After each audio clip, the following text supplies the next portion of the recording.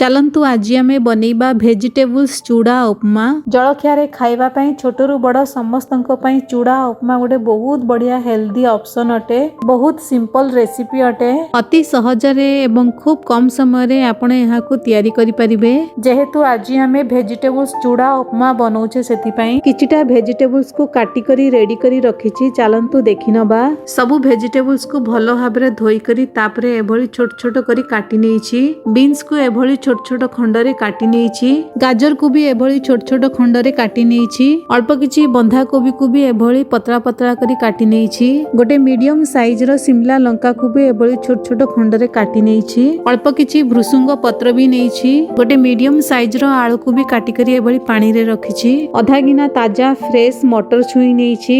आधा गिना मक्का रो मंजी नेछि। कटा धनिया पत्र भी नेछि। गोटे मीडियम साइज रो फाळे लिंबू भी नेछि। चूड़ा उपमा बनेबा पूर्वरु आमे सबु भेजिटेबल्स को एभली भाबरे काटी करी रेडी करी रखिबा। आपण एथिरे निज मन पसंद भेजिटेबल्स नै परिबे एवं भेजिटेबल्स रो क्वांटिटी भी आपण निज हिसाब रे कम बेसी करी कि नै परिबे। दुईटी कंचा लंका को एभली छोट छोट काटी करी नेछि। आपण चाहिले एथिरे फ्रेश नडिया को भी छोट छोट काटी करी नै परिबे। मु एठारे 200 ग्राम मोटा चूड़ा को गोटे छणा रे देइछि। एबे आमे चूड़ा ऊपर पानी पकेई हालुका हाथ रे चूड़ा को धोई नबा। जरूरी पॉइंट मने रखिबे चूड़ा को आमे पानी रे बिल्कुल भी बतुरेई रखिबा नहीं। केवल एभली भाबे चूड़ा को स्टेनर रे रखी पानी दे धोई नबा। जहा फल रे चूड़ा रु एक्स्ट्रा पानी भी बाहरी जिवो। चूड़ा को धोई सारी स्टेनर रे ही 10 मिनिट पई रखिबा। जहा फल रे चूड़ा भलो भाबे नरम होई फुली जिवो।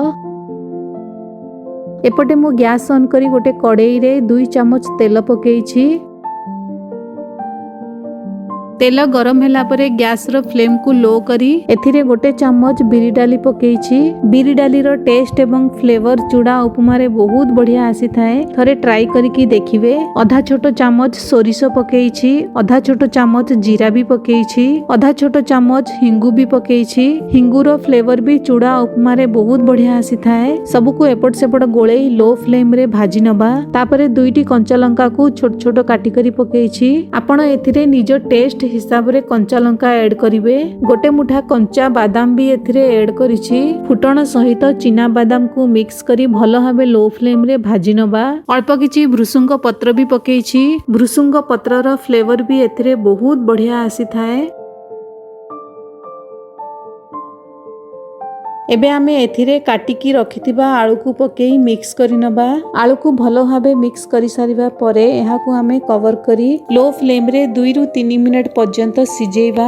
जेमिति आलू 50% सिजी जिवो। मझिरे थरे ढाकुणी को काढी आलू को चेक करि नेथिली। एबे आलू आधा सिजी गलानी। एही समय रे मटर छुई सहित सबु भेजिटेबल्स को एथिरे ऐड करिबा। केवल शिमला लंका को छाडी करी कारण शिमला लंका बहुत जल्दी सॉफ्ट हो जाय थाए। एठा सबु भेजिटेबल्स को आमे अल्प किछि क्रंची रखिबा जेउटा कि खाइबा को बहुत बढ़िया लागिबो।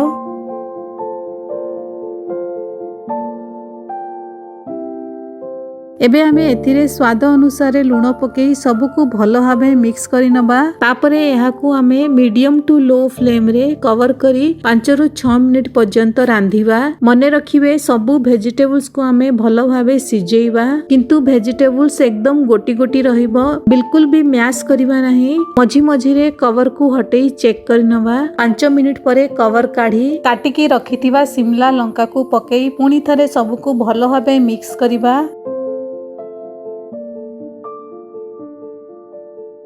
आलू सहित भेजिटेबल्स भलो भाबरे सिजी जाइछि किंतु अधिका बिल्कुल भी सिजी नाही। एबे आमे एथिरे धोई करी रखिबा चूड़ा को ऐड करिबा। ऑलरेडी भेजिटेबल्स पई आमे लूण पकेई सारिछे। एबे चूड़ा हिसाब रे अल्प किछि लूण पकेइबा। अल्प किछि चीनी भी पकेइछि किंतु एतिकी चीनी रे चूड़ा उपमा बिल्कुल भी मिठा हेबो नाही। आपण चाहिले चीनी को स्किप भी करि परिबे। तापरे एथिरे आधा लेंबुर रस को चिपुडी करी पकेइछि। चूड़ा उपमा रे कंचा लंका चिना बादाम चीनी एवं लेंबूर रस मिक्स होई गोटे बहुत बढ़िया टेस्ट एवं फ्लेवर आसी थाए जहा फल रे चूड़ा उपमार टेस्ट एकदम चटपटा लागिबो। तापरे काटिकी रखिथिबा धनिया पत्र भी पकेइबा एवं लो फ्लेम रे हालुका हाथ रे सबको भलो भाबे मिक्स करिबा। एठारे आपण देखि पारुथिबे चूड़ा उपमा केते बढ़िया कलरफुल लागुछि जेउटा कि हेल्दी सहित खाइबा को बहुत टेस्टी लागिबो।